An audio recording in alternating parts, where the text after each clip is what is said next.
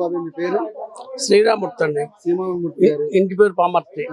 అయితే మీరు మీ వయసుకి కొంచెం అనుభవం ఉన్న వ్యక్తిగా ఎవరు పరిపాలన బాగుంది అనిపించింది మీకు?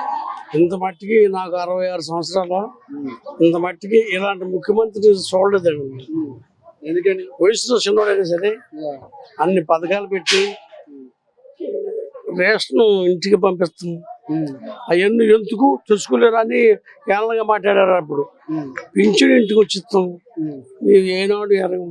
లైన్లో అక్కడ కూర్చొని 10 గంటలు 6 గంటలు దేవుడు అని ఏడిచి ఎంత తెచ్చుకునేవాళ్ళు. అంత ఇలాంటి పరిపాలన 9 నవరత్న పథకాలు. అసలు హై స్కూల్ ఎట్లున్నాయండి, గవర్నమెంట్ ఆసుపత్రులు ఎట్లున్నాయి, చాలా అన్నీ బాగా చాలా చూస్తారు. వాళ్ళ అంబేద్కర్ విగ్రహం ఎక్కడన్నా పెట్టారా? ఆంధ్ర రాష్ట్రంలో అంత విగ్రహం పెట్టాడు. ఇప్పుడు ఈ తూర్పు నియోజకవర్గంలో ఎలా ఉంది పరిస్థితి? ఎలా ఉంది? చాలా బాగుందండి. కూటమి అభ్యర్థికి చాలా మంది మక్కువ చూపిస్తున్నారని చెప్తున్నారు. అవినాష్ గారి పరిస్థితి ఏంటి? ఇక్కడ వస్తాడు తప్పనిసరిగా వస్తాడు. అవినాష్ గారికి అయినా ఎవరైనా జగన్ గారు పెట్టిన పథకాలకి తప్పనిసరిగా వీళ్ళు అవినాష్ చేసాడు. జగన్ గారు పెట్టిన పథకాలకి తప్పనిసరిగా ఓట్లు పడతాయి, అందులో సమస్య లేదు. మరి దుర్మార్గంతో మరి ఆ ప్లాను వేసి చంపేయాలని దుర్మార్గం ఆలోచన చేశారు కదా. పైన భగవంతుడు ఉన్నాడు, ధర్మమే కాపాడాడు. రాయి ఎవరు వేసారు? అయితే టీడీ కూటమి అభ్యర్థులు వేసారా లేదా వైఎస్ఆర్ కావాలని చేసింది అంటారా? కావాలని చేత కాదు, వాళ్ళు కావాలని చంపేస్తాలని ప్లాన్. అది దుర్మార్గం ఆలోచన అన్నమాట. చంద్రబాబు నాయుడుకి ఆ దుర్మార్గం ఎప్పటి నుంచే ఉంది. ఆ యాలకోడు గులకదా వాళ్ళు ఎవరికి చేసుకుంటారు. దెబ్బ తగిలినట్టు ఇద్దరు తగిలిందా రాని దొరికాడు ఆ కుర్రుడు, పట్టుకున్నారుగా. ఎక్కడైతే ఈ తూర్పు నియోజకవర్గంలో దేవినేని అవినాష్ చేసిన పనులు ఏంటి, గద్దా రామ్మోహన్ రావు చేసిన పనులు? దేవినేని అవినాష్ ఆ కృష్ణలో ఆ గోడ ఎవడు కట్టలేదండి. మరి ఆయన కట్టేళ్ళకి ఈ ఎమ్మెల్యే అయి ఉండి ఏం కట్టాడు? 200 కోట్లు పెట్టే ఆ గోడ. ఇక్కడి అక్కడికి పేదవాళ్ళు ఈ త్వర కృష్ణానది వస్తే బయటికి రావాల్సి వచ్చేది. అసిపెట్టి రాకుండా ఇవాళ హాయిగా పడుకొచ్చింటూ అంత బందోబస్తు కట్టాడు గోడ.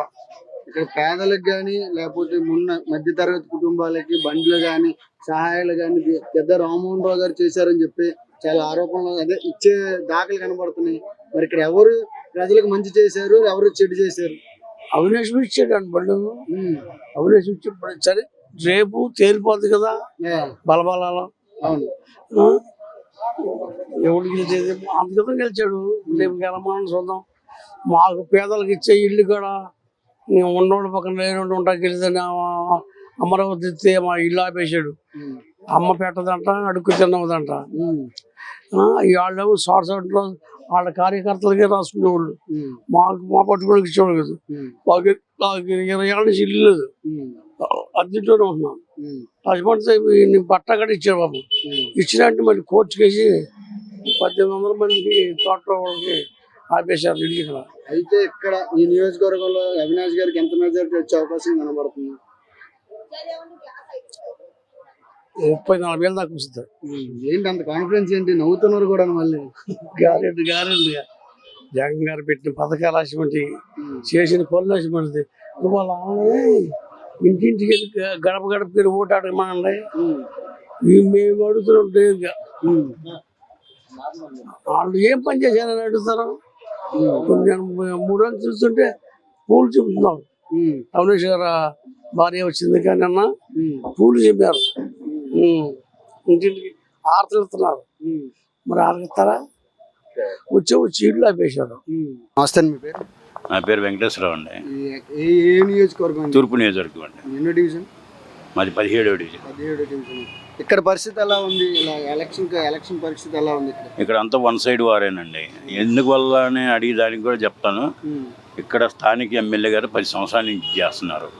10 సంవత్సరాల్లో ఇంత రాజకీయమే కానీ ఏం చేసింది ఏం లేదు ఆయన.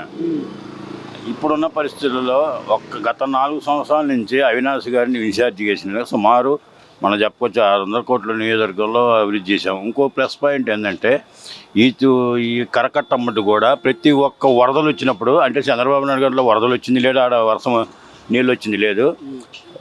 జగన్మోహన్ రెడ్డి గారు వచ్చిన తర్వాత వరదలు వచ్చి చాలా ఇబ్బంది పడ్డారు పాపం. ఎంత ఇబ్బంది పడ్డంటే కొన్ని డబ్బులు వదిలేసుకున్న కొంత అది కొంత సామాన్లు వదిలేసుకుని ఎంతో ఇబ్బంది, వాళ్ళు పాపం డైలీ కూలీ చేసుకునేవాళ్ళు. అలాంటి ఇబ్బందిని గమనించిన జగన్మోహన్ రెడ్డి గారు, అవినాష్ గారి నాయకత్వంలో సుమారు 2.5 కిలోమీటర్ అంతా కరకట్ట గోడ నిర్మించారు. గోడ నిర్మించింది కాకుండా మళ్ళీ దాన్ని ఒక పార్కులాగా అభివృద్ధి చేసి ఎంతో కృషి చేసిన అవినాష్ గారిని గుర్తించుకుంటారా, లేకుంటే స్వరాజకీయాలు గుర్తించుకుంటారండి? అవినాష్ గారిని గుర్తించుకుంటారు, స్వరాజకీయాలు చేసిన గుర్తించుకుంటారు. కాబట్టి బాబు గారు గెలిపే, నాకు తెలిసిన అందరూ గెలిపే, కానీ మెజార్టీ కోసం పాకులాడుతున్నారు. కాబట్టి అవినాష్ గారు డెఫినెట్గా గెలుస్తారు. పైన కూడా జగన్ గారు పక్కా సీఎం. మళ్ళా మీరు ఇంత కాన్ఫిడెన్స్ గా చెప్తున్నారు, కానీ ఈసారి కూటమి జెండా ఎగరేస్తాం, మళ్ళీ ఈసారి 3వ హ్యాట్రిక్ కొడతామని చెప్తున్నారు వాళ్ళు. ఎవరండి? ఇటు టీడీపీ నాయకులు. వాళ్ళంతా స్వరాజకీయాలే కాబట్టి ఏమీ లేదండి. అక్కడ ఎన్ని కూటాలు పెట్టుకున్నా ప్రస్తుతానికి వాళ్ళు TV5, ABN, ఈనాడు, జనసేన, బీజేపీ, టీడీపీ, కొంత వీళ్ళు ఉన్నారు కదా, వాళ్ళు ఏమంటారు, జూమ్ మీటింగ్లు పెడతారు సార్ వాళ్ళు. మళ్ళీ ఇది కాకుండా మళ్ళీ కొత్తగా వాళ్ళు కొంత హైదరాబాద్ నుంచి అక్కడి నుంచి తెప్పించుకున్నారు. ఏమని, కొంత టీ స్టాల్ దగ్గర, కొన్ని హోటళ్ళ దగ్గర మళ్ళీ వచ్చే చంద్రబాబు నాయుడే చెప్పేయటానికి. వీళ్ళంతా కూడా కూలీలు ఇచ్చి, డైలీ యూజ్ కింద కూలీలు ఇచ్చి చెప్పేయటానికి వీళ్ళంతా. అవన్నీ నమ్మే పరిస్థితి లేదు. ప్రజలు చక్కగా మళ్ళీ జగన్మోహన్ రెడ్డి గారికి ఓటేస్తారు. అది ఏంటి, కొన్ని ఫలాలు, సంక్షేమ ఫలాలు, డ్వాక్రా రుణమాఫీ అని కానీ, అమ్మఒడి కానీ, పీజీఎం సంచి కానీ 100%. ఇంకో విషయం ఏంటి, ఆ రోజు జన్మభూమి కమిటీ పెట్టి వాళ్ళకే న్యాయం జరిగింది. ఎవరైతే టీడీపీ వాళ్ళ మద్దతు ఉందో వాళ్ళకే న్యాయం జరిగింది. ఇవాళ అలాగ లేదుగా జగన్మోహన్ రెడ్డి గారు. అది టీడీపీ లేకుంటే జనసేన, ఇంకోటి అందరికి సమానం. నేను వాస్తవంగా వైసీపీ, నాకు ఇల్లు రాలేదు, కానీ నా పక్కన వాళ్ళు పచ్చి టీడీపీ, వాళ్ళకి వచ్చింది ఇల్లు. అంటే ఏంటి, సమన్వయం చేస్తున్నాడు, చేయట్లేదా? నాకేదో చిన్న మిస్టేక్ ఉంది, రాలేదని. అది మిస్టేక్ కూడా మొన్న ఇదైపోయింది. అవినాష్ గారితో మాట్లాడాను, అన్న నెక్స్ట్ గవర్నమెంట్ ఇప్పుడైతే మనము ఎన్నికల కోడ్ వచ్చింది, నెక్స్ట్ గవర్నమెంట్ కంపల్సరీ నేను ఇప్పించే పూసేదాడు అంటే అప్పుడు అర్థం చేసుకోండి. అక్కడ అంతా సమన్వయమే, కానీ వీడు మా వాడే, ఈ మా పార్టీ వాడే, వీడికి న్యాయం చేద్దామని లేదు జగన్మోహన్ రెడ్డి గారి దగ్గర. జగన్మోహన్ రెడ్డి గారు వచ్చిన తర్వాత ఇసుక రేటు పెరిగిపోవడం, కూలీలు ఇక్కడ రాణిగారి తోటలు ఎక్కువ మంది పనిచేసే వాళ్ళే ఉన్నారు, వాళ్ళకి చాలా ఇబ్బందులు ఎదురయ్యాయని అని చెప్పి అంటున్నారు. ఫస్ట్లో ఇబ్బంది పడింది, తర్వాత వాళ్ళు కూడా చెప్పుకొచ్చారు పర్లేదండి. ఫస్ట్లో ఏమైందంటే అక్కడ ఏదో సిచ్యువేషన్ జరిగింది, ఇది అయిపోయింది. ఇప్పుడు వాళ్ళే అంటున్నారు పర్లేదండి, ఒక ముద్ద నోట్లో వెళ్ళిపోతుంది. కొంతమంది ఉన్నారు, ఏది నెలలో 30 రోజులు అనుకోండి, 10 రోజులు చేసేది, ఈ మిగతా ఇదంతా వాళ్ళు చెప్పుకునే మాటలు అన్నమాట. ఇవన్నీ కూడా వారంలో 4 రోజులు చేసి మిగతా 4 రోజులు ఇంట్లో పడుకొని తింటా వాళ్ళు చెప్పుకునే, నాకు పని లేక నేను వెళ్ళట్లేదని వాళ్ళు చెప్పుకుంటే. కానీ చాలా మంది చెప్తున్నారు పర్లేదండి, దేవుడి దేవుళ్ళ బ్రహ్మాండంగా ఉందని చెప్పి. అయితే ఈ నియోజకవర్గంలో మెజారిటీ అంత అవకాశం కనబడుతుంది, లేదంటే ఏమైనా ప్రజలందరూ టీడీపీ వైపు కానీ మద్దతు ఇచ్చే అవకాశం కనబడుతుంది? అస్సలు లేదండి, గెలుపు మాత్రం పక్కా అండి అవినాష్ గారు. అది మెజారిటీ ఎంత అనేది చూసుకున్నారు. గెలుపు మాకు మన సైడ్ డిసైడ్ అయిపోయింది పక్కా.